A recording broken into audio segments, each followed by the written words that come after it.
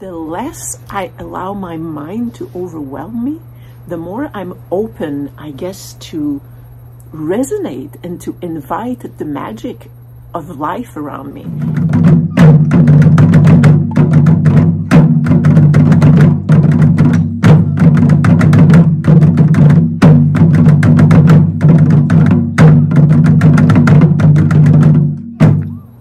Hey beautiful, welcome to my new studio. Not. As some of you know, I don't have an inside place to shoot, and today is so windy that I found a little workshop where I could just set up my phone, so here I am. It kind of goes with my state of mind, I think, a little bric-a-brac, little stuff piling one over the other and kind of no order and hard to focus on one thing. This is what I'm going to talk about. I have been stressing for hours, like, okay, I've got to go record my video and I don't know what to do, and I should do this and I should do that, and I know I want to return to talking about more about HSP, but oh my God, which one do I do about HSP today? I should follow what I'm feeling and not force myself to do something that I think I should do. But lately, I have been in the what I should do, that I'm not doing enough, that I should be doing something else, that I'm falling behind.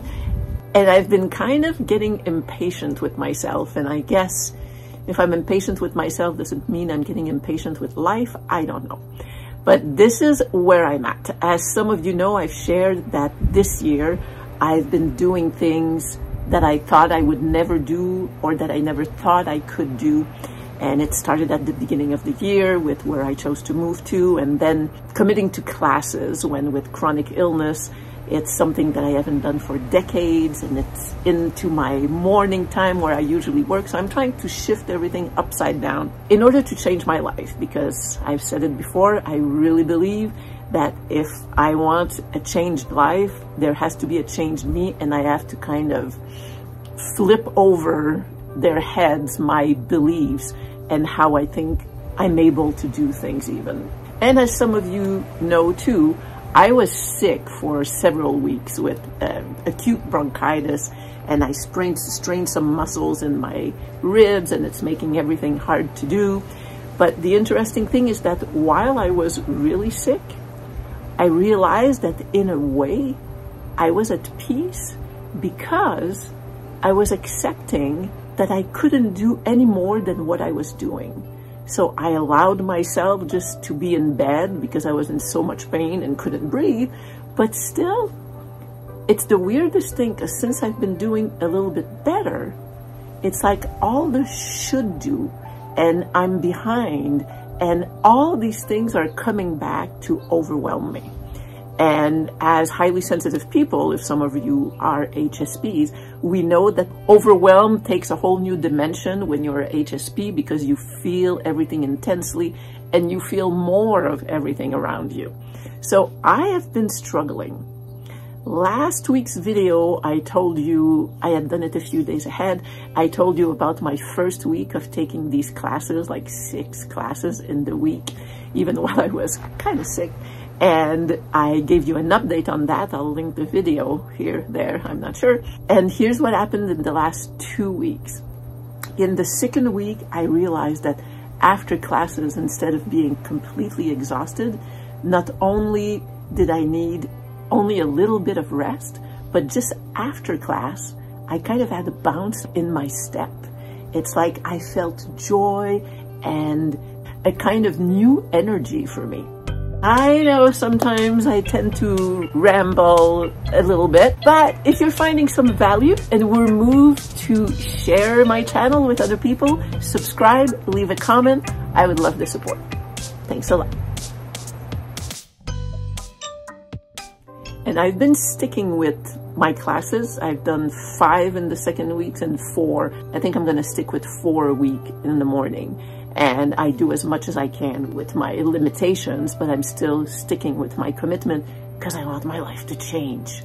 But then when the third week came and all my should haves and should do, and oh my God, I'm not doing enough and I'm behind, my frame of mind clearly started changing. I still went to class, but it's like I didn't feel the same uplift because of my thoughts.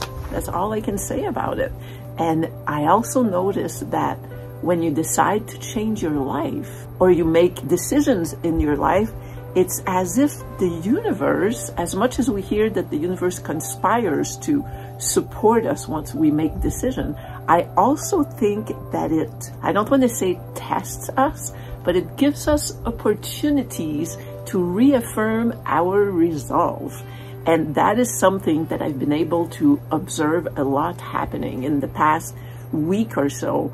I have been faced with huge triggers and things that really are big challenges for me emotionally and as things to do. But the good thing in that is that I've been feeling all those things and being affected by them, but with awareness of being able to just kind of look at what's going on and look at my reaction and say, here we go. Here is something else. So do I want to react the way I've always have? Or do I want to change my life and kind of be a new person? And in that sense, I'm not sure that our triggers ever go away because we are made of our stories and whatever we have in our bodies, we can release some, but we are who we are and we never will be like just a clean slate. But I think the difference is how long does it take you to notice and how quickly do you bounce back from the feelings and what's your ability to process those feelings so that you can release them. So I've been getting better at that. Not perfect, but hey, that's the journey of a lifetime. So it has been challenging. I thought, what was it that I just wanted to say?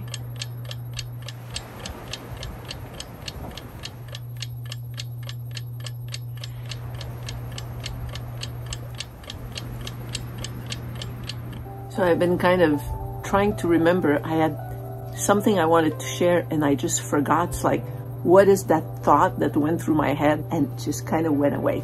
And it goes with, I think, that the more I'm allowing myself to be overwhelmed and the should have and everything I said, I'm noticing that the world is kind of reflecting that back to me. Like I said earlier, the second week, I would get a lot of energy at the end of the class, which was really cool. Then when I started being overwhelmed, it's like I was less receptive and able, I guess, to accept new energy to circulate in me. It's like I closed some circuits. I also observed that the world seemed more magical. Before I got overwhelmed with all the mental things to do, the less I allow my mind to overwhelm me, the more I'm open, I guess, to resonate and to invite the magic of life around me. And I've noticed that the more I feel impatient with myself or feel closed or feel whatever, that less than yummy feeling, the more I'm seeing that with other people around me, the less like invitation and opening I get. So I'm seeing, I mean, it could be that there's something in the planets and everybody's kind of feeling this dip at the moment. I don't know. But I've observed that the more I am allowing myself to flow with the days and not beat myself up for what I'm not doing, the more life flows outside of me. So I beat myself up for not being in the flow because I know that the flow would be better for me. So, hey, you know, fun stuff. Anyway, yes, I want to go back to talking more about HSP. I have written a lot of stuff and I finished a huge portion of my book last Saturday. That was a huge win that came kind of easily when it's something I was kind of working really hard on. So I felt that was a result of what I'm doing. Oh my God, and I've lost my train of thought again. Seriously? Yes. So I was saying, I want to go back to talking more about highly sensitive people because I have come up with such deep reflections about that I really, really want to share. But for some reason, trying to go with the flow, I didn't do it today.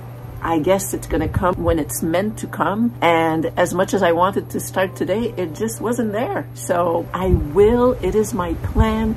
I've got so much to share about this, but I'm kind of still in a transition that's taking me a little bit on a roller coaster. And as HSPs, hey, I'll say something here about HSPs. As HSPs, since we feel so deeply and perceive so much, the roller coaster has more highs and more deeper depths because it's an intensity that we have to learn to live with, accommodate, and just practice riding with grace. You can see that my voice is better. I am not coughing as much, so I am on demand, not on demand. That kind of sounds the same. I'd like to be on demand, but I am on demand. Thanks for listening to all this. That's it for today, my friends. I love you. I'll see you soon. Bye.